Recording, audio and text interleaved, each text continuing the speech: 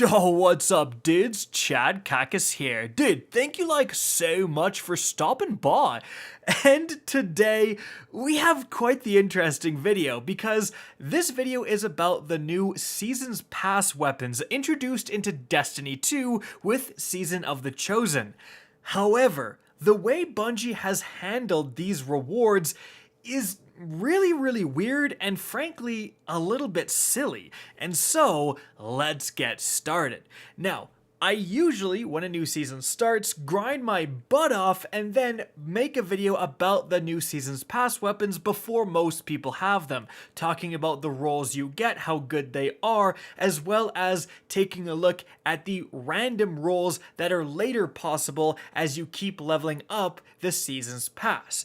But this time around, things are, like I said, very weird and a little nonsensical because, and I confirmed this with everyone in my Discord, by the way, I have a Discord, it's linked in the description down below, that myself and most other people, I'm sure a lot of you guys watching, have been getting the Seasons Pass weapons well before you actually reach the level required to unlock them in the Season Pass. Remember, the Threaded Needle Linear Fusion Rifle is unlocked at level 30, and then the Brass Attacks is unlocked at level 45.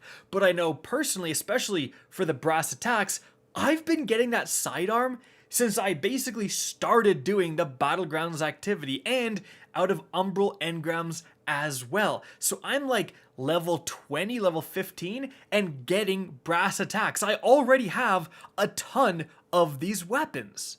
And this is the really unusual part because in every other season except for last season, we'll talk about that in a sec, you had to level up until you got to level 30, level 45 to unlock the first version of these weapons, and then way later in the season's pass, like level 70 plus, you start to unlock more ways to get them randomly within Crucible games, Gambit strikes, etc.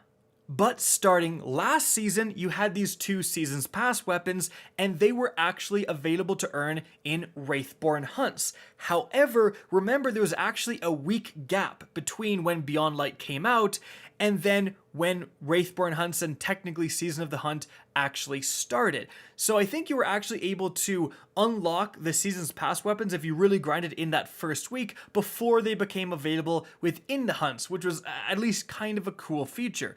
But if Bungie is going away from all of those previous years' models of having to get them in the Seasons Pass, only, then okay, we have to have a new way to look at these Seasons Pass weapons. They're just available to earn anywhere, you just get some guaranteed versions at level 30 and level 45. But if that's the case, why the heck are the Seasons Pass rolls always so garbage? It's honestly starting to get annoying. Year after year, season after season, Bungie just puts the absolute most trash rolls in the Seasons Pass. What the heck am I supposed to look forward to when I get to these levels? So let's take a look at these weapons. Firstly, the Threaded Needle Linear Fusion Rifle. The Seasons Pass roll is Clown Cartridge, which is quite good. It's going to increase the magazine pretty dramatically when you reload, and then Dragonfly, where precision kills create an elemental damage explosion. That's not that great with a linear fusion rifle. It's fine with, a primary weapon, but you want your heavy weapon to be doing a little bit more. If we look at the actual rolls the Threaded Needle can get, as you can see here, there's a lot better options. I mean, again, Clown Cartridge is actually good, but we also have Rapid Hit to dramatically increase the reload speed. We have Autoloading Holster, great in PvE, and even Field Prep to increase the reserves, combined with, in that second category, we actually have Vorpal Weapon for more boss damage. That's where you want your heavy weapon to be. So if this would have been Clown Cartridge plus Vorpal, now that's actually a pretty darn good roll.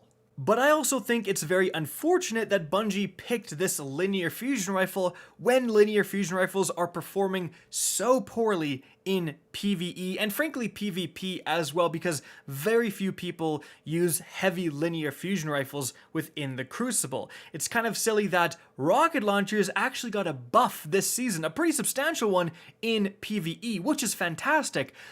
but the most used rocket launcher last season was seeing a substantial amount more play than the most used linear fusion rifle last season. So linear fusion rifles were doing worse than rockets, and they buffed rockets and didn't touch linear fusions. Really don't understand that choice. But moving on from the threaded needle, we have the brass attacks. Now this is kind of an exciting one. This belongs to the very rare aggressive burst archetype, so it's a 2-shot burst, and also it has some great perks. As you can see here, it can get feeding frenzy as well as rapid hit for faster reloads or even threat detector, and then combined in the second category with one for all or rampage to boost damage, or the all new frenzy where being in combat for an extended time increases damage, handling, and reload for this weapon until you are out of combat. So for me, like, I'm definitely going for feeding frenzy plus frenzy, that frenzy roll, which sounds absolutely awesome. You also have some great PvP rolls here too, with killing wind being a really good option, increasing your mobility, weapon range, and handling after getting a kill, and then combining that with rampage or with frenzy even would be great as well. But instead, the role we get for the brass attacks is overflow, which is a very good perk, mind you, but then combined with sympathetic arsenal. Reloading after a final blow also reloads stowed weapons. I've been less than impressed with this perk, and frankly, I thought, oh, maybe this is actually a cool combo, because overflow makes it so that when you pick up special ammo, you get double your magazine size. And I thought, oh, maybe if you pick up your special ammo, that counts as a reload and will trigger sympathetic arsenal.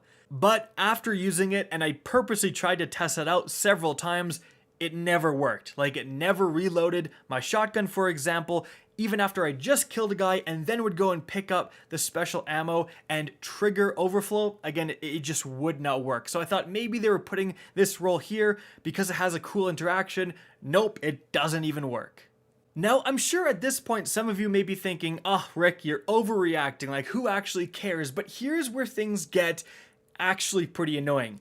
Just peruse further down the season's pass. Once you get to level 71, you're going to see that exact same archaic system in place, where you start to unlock the ability to get these season's pass weapons through other methods. So like level 91, you're telling me the only reward for this level is to grant a chance to receive an additional Season's Pass brass attack drop from completing a Crucible match. Like, I already have 12 brass attacks that I've been getting from Battlegrounds, so I leveled up to level 91 and my only reward is something essentially completely useless to me. And if Bungie is going to start making the Season's Pass weapons available to earn right off the bat, that is totally fine, but that would mean they need to redesign the Season's Pass system, because so much of it is taken up by these Season's Pass weapons that this season, and arguably last season as well, we don't need them in the Season's Pass at all. And that just means in the last 2 seasons, the Season's Pass has gotten less valuable to players. Because if you really look at the Season's Pass, there's not a lot in here that affect gameplay. Those 2 Season's Pass weapons were amongst the 2 main things you're looking forward to within the Season's Pass, that and the exotic, because you can actually use them in game, right? Now that's been taken away. So again, Bungie really needs to take another pass at this Season's Pass, or change something about the model, because it's making no sense nowadays. And so guys, that's it for the video. Hope you enjoyed, found this informative, and if you did, please remember to help me out by simply rating and especially sharing this video. If you guys want to see more Destiny 2 content similar to this, don't be afraid to slap that subscribe button. If you want to get in touch with me and keep up to date with the latest channel activity, the best way is to follow me on Twitter at RickKackis. That's linked in the description down below. Again, I hope you enjoyed the video, and as always, have a good day.